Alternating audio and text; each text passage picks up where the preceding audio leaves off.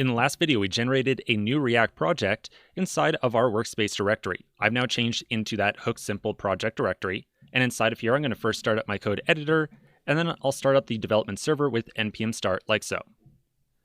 All right, so I'll go to localhost 3000, and we'll very quickly see the default application appear on the screen. Now in this video, we're just going to do some of that typical setup that we go through on most projects. So inside my code editor, I'm going to find that src directory. I'm going to delete everything inside there. And then inside the src folder, I'll make a new file called index.js. At the top, we will import React from React. We'll import React DOM from React-DOM. I'll import an app component from components app. And then finally, I'll call React DOM.render with my app component and document.query selector with the ID of root, like so.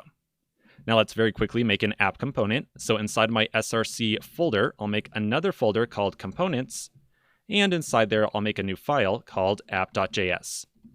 At the top, we'll import React from React, and then we're going to make a class-based app component for right now. You'll see why in just a second. So I'll say class app extends react.component. I'll define a render method. I'll return a div with the text app, and I'll export default app at the very bottom. All right, let's save both these files. I'll then flip on over to my browser. It looks like I got a little error message here. That's totally fine. It looks like the entire process just crashed out. I'm just going to start it back up with another npm start. All right, so I'll wait just a moment for this to load up, and then I should see the text app appear on the screen up here. All right, very good. So let's talk a little bit about how we're going to structure this application. Remember, the app is going to be really simple and straightforward because I just want you to focus on the hook system for right now. So we're going to have an app component that is going to contain those two buttons at the top. In addition, we'll have another component called resource list. We call this thing resource list because it's going to render out either a list of to-dos or a list of posts, depending on which button up here the user has clicked. So rather than calling it like to-do list or post list or whatever, I just called it resource list because we are loading up some resource from some remote API.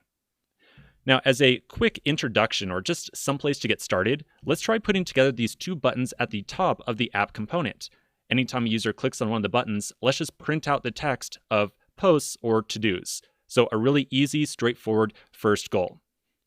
So to do so, inside of my app component, I'm going to replace the text app right here with another div. I'm going to make it a multi-line JSX expression. And then I'll do a little bit of formatting here, like so.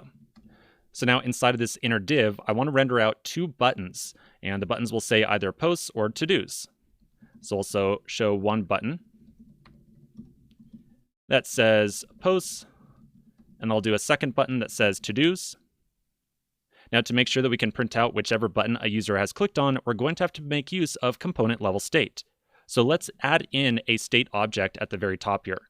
I'll say state is going to be, how about resource? This will start off as a default of, how about posts? Maybe that makes sense. And then we'll try printing out this.state.resource inside of our render method right there. So now anytime a user clicks on either of these buttons, I want to change resource to be either posts or to-dos. To do so, we can add on very simple click event handlers on both these. So I'll say on click, run a function that will call this.setState, and we're going to update resource to posts, like so. And then we can do the same thing on the to-dos button as well. So on click, arrow function, this.setState, resource, to-dos.